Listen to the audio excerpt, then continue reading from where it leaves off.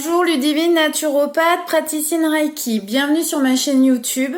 Donc comme promis, aujourd'hui je vous donne 5 conseils naturaux pour prendre soin de ses intestins, de sa flore intestinale.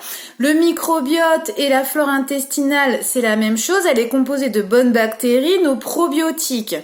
La barrière intestinale est notre première barrière immunitaire, et puis avoir de bons probiotiques. Les probiotiques vont faciliter l'absorption lipidique, vont diminuer la masse graisseuse abdominale. Donc quand on veut perdre du poids, il faut prendre soin de ces probiotiques, de son intestin. Premier conseil, ça concerne l'alimentation. Tout d'abord, bien mastiquer, ça va préparer notre système digestif, puisque si à partir du moment où on commence à mâcher, notre système digestif sécrète des enzymes digestives qui va faciliter notre digestion. Si on a un excès de nutriments au niveau des intestins, ça va développer les bactéries pathogènes, d'où l'intérêt d'avoir une bonne digestion. On va choisir de bons aliments, notamment des aliments riches en chlorophylle pour prendre soin de nos intestins, donc légumes frais, tout ce qui est légumes verts. On va faire le plein d'oméga 3, c'est-à-dire des poissons gras ou des huiles de première pression à froid, type huile de colza, huile de lin. Il est conseillé de prendre 3 cuillères à soupe par jour de cette huile crue. Ces huiles se conservent au frigo et ne peuvent pas être cuites. Donc ça, c'est important. Et puis pour la cuisson, on conseille, et pour nos intestins, l'huile d'olive.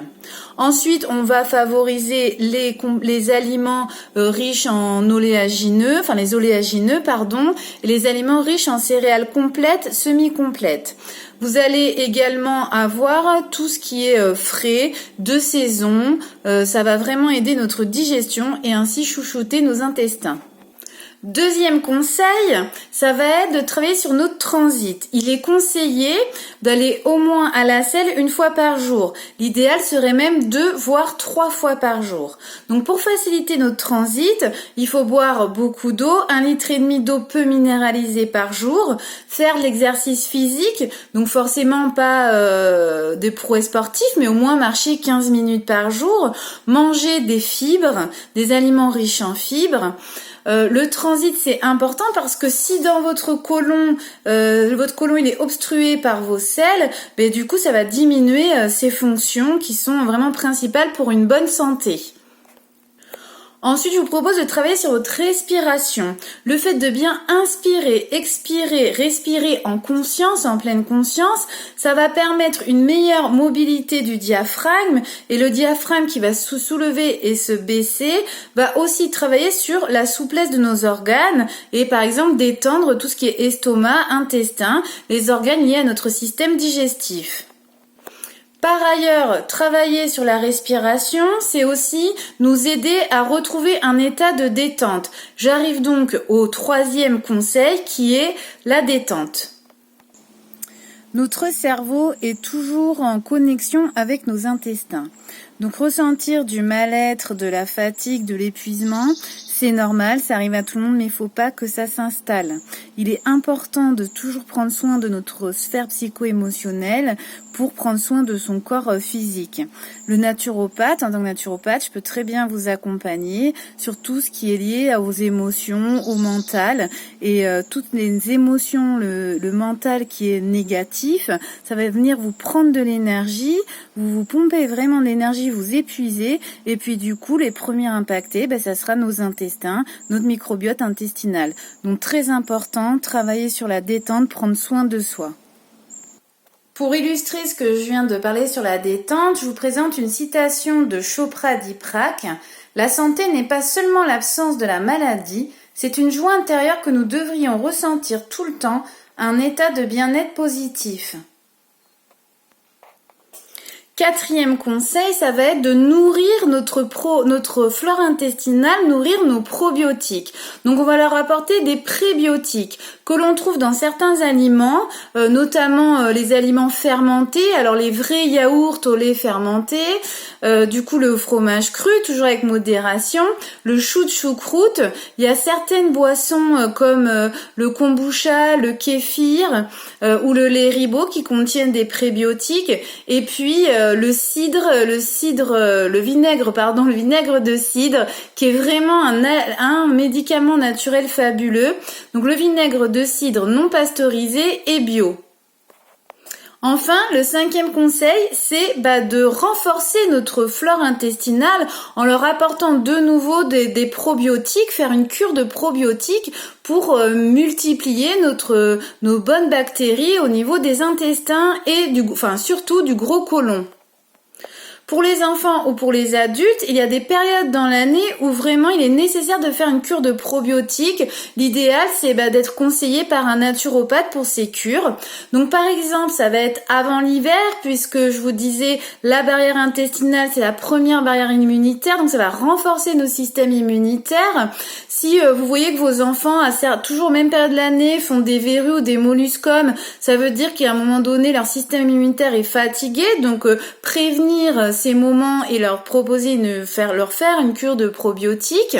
Ensuite, ça va être pour protéger nos intestins des métaux lourds qui peuvent passer notre organisme, notamment avant un vaccin et après un vaccin, avant, pendant et après des soins dentaires. La cure de probiotiques, elle va être aussi bienvenue pour anticiper des épreuves assez difficiles, par exemple la rentrée scolaire, des examens, une période dans l'année assez difficile au niveau du travail. Là, je vous conseille fortement de faire une cure de probiotiques. Par exemple, pour préparer un voyage dans les pays où on peut avoir la tourista, les probiotiques vous assurent un système digestif et un transit nickel. Donc ça va être faire une cure 2-3 semaines avant le départ et puis de la poursuivre pendant le voyage. Lorsqu'on veut perdre du poids, les probiotiques sont importants. Alors j'en profite pour vous dire que c'est d'autant intéressant de demander conseil à son naturopathe, puisqu'en fonction des souches que l'on va trouver dans les probiotiques, certaines souches vont agir sur certaines causes plus que d'autres. Par exemple, il y a une souche qui va aider la perte de poids. Donc on va vous conseiller une certaine catégorie de probiotiques plus qu'une autre.